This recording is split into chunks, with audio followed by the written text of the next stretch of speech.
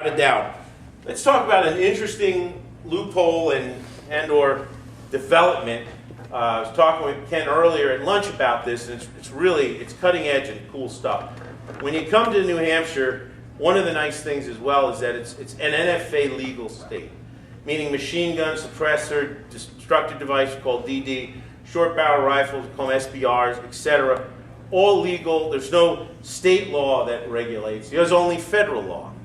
In order to purchase those kind of firearms and accessories, which are all viewed as firearms, but you need to follow federal law, and that requires what's called, normally on a suppressor, machine gun, etc., a Form 4, where you supply your fingerprints and photograph, and it goes to your local chief who has to approve it or deny it. There's no appeal from that chief's decision, by the way.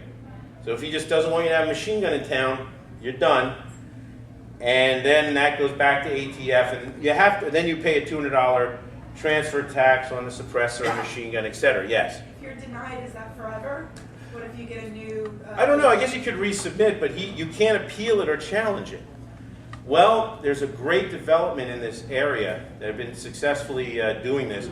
It's called an NFA gun trust, National Firearm Act Gun Trust. And when you set up a trust for obtaining the firearm, then what happens is there's no fingerprints, there's no photographs, there's no CLE, Chief Law Enforcement Officer, sign-off. It's simply the Form 4 without any of that, so now you have no risk, plus the chief doesn't even know that you have it, so you have the privacy. Plus, by having the trust, you protect your estate and on the transfers from that aspect, and it actually is quicker. A lot of times it's taking 90 days. With the NFA trust, it's closer to 60. So you save time, you maintain your privacy, you avoid any potential for a chief arbitrary denial. It's great stuff. And totally above board, totally accepted by ATF, not a problem.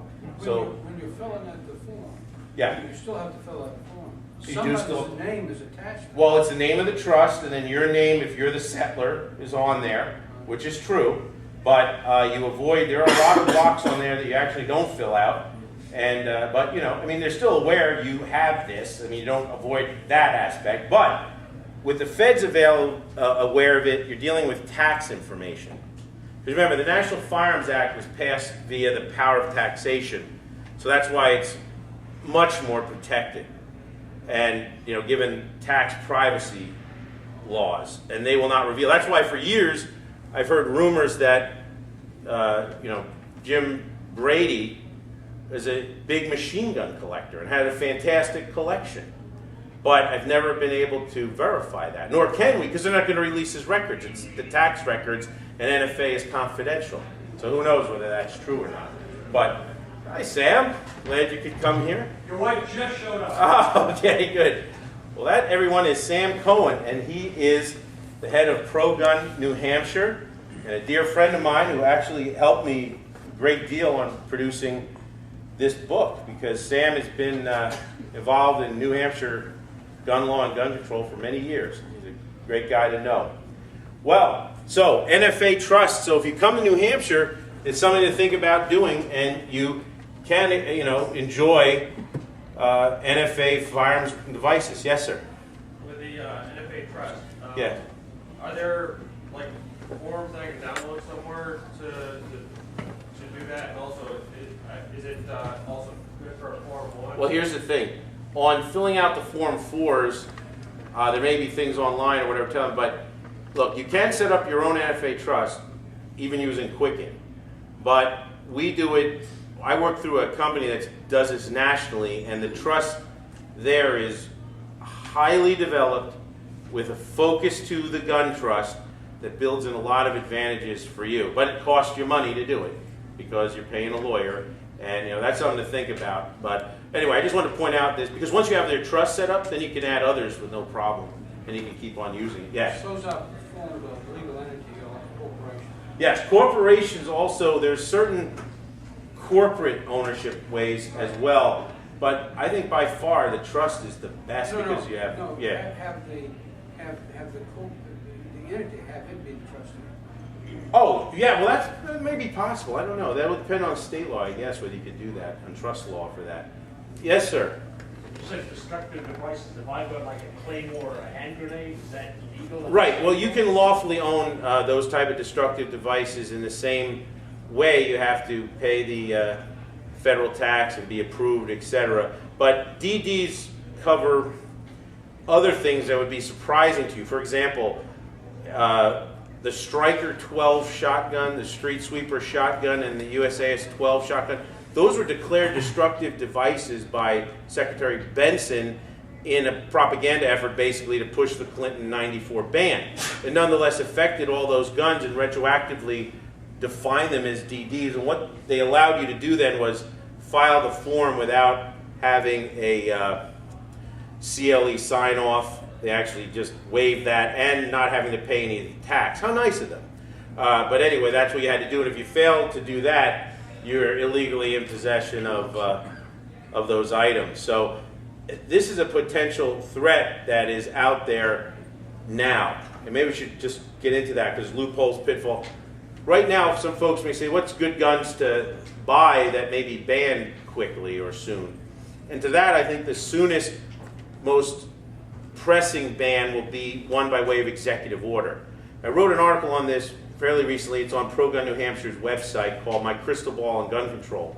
And what the deal is 53 Congress critters sent a letter, signed letter to President Obama to sign an executive order banning the import and restricting the imports of firearms, munitions, etc., parts of the Eastern Bloc firearms, like the Bulgarians, the Hungarians, the Romanian, etc. So Wassers, if you know what I'm talking, and those, the whole line of AKs and SKs and all that, to stop all the Eastern European weaponry and parts, particularly the parts, because they bring them in parts and then assemble pursuant to the Unisol Amendment with a certain amount of U.S. components. And that's how we've been able to have a lot of these AKs, Century Arms, etc., doing that. They're looking to shut all that down. Shut it down by the stroke of a pen. Can he do it? Hey, there's Republican precedent. George Bush 41 was the first to sign by executive order. And then Clinton followed up on the Chinese munitions, etc. Shut. That's why you don't see the Chinese ammo and the Chinese guns, right? And then, boom, with Russia and Soviets and Eastern Bloc, etc. I think we're seeing that real soon. Matter of fact, Attorney General Holder, after making the announcement of wanting to pursue the assault weapon ban, which then was, I think Wayne LaPierre's quote was actually right on point. Right after Holder said that, Wayne said, the Democrats must be cringing right now. Because he knew, and sure enough, then Reid and Pelosi say, we don't want any part of that. At least they don't want it until 2010, right? We may see it after. But I'm backing away from that and seeing they didn't have the support federally. What you did see was Holder then tell the Mexicans, well, we're working on essentially that executive order, and we're going to give you that. So I am absolutely convinced that's coming down the pipe. So if you want to get, now's the time to buy and invest in that, those items, if that's something you're looking to do, and you're going to see that. And then on kind of an inverse, but it will eventually impact us, there is movement to stop the export by us of .308 and .50 cal rifles, and other rifles for that matter, creating a definition of what they're calling a sniper rifle. And if they want to stop export of sniper rifles, that working definition is going to come back to us, and then they're going to push it legislatively, so you'll see that. As far as an actual assault weapon ban or H.R. 45, the Blair Holt, you've probably seen that, this egregious, insane licensing proposal federally. I have a new name for that bill if they even try. That's called the NRA Empowerment and Enrichment Act. Because they try, we'll get 40 million members by that. I don't think they're going to even go there. It's only one sponsor, Bobby Rush, former Black Panther, etc. I don't think you're going to see much there on that bill. But, the executive order is a clear threat. After 2 years from now, we'll be reevaluating the situation. So that's a focus. But you will see drying up of magazines, and you do see it on the ammo. And then you see this impacting on the whole other sport utility rifle market.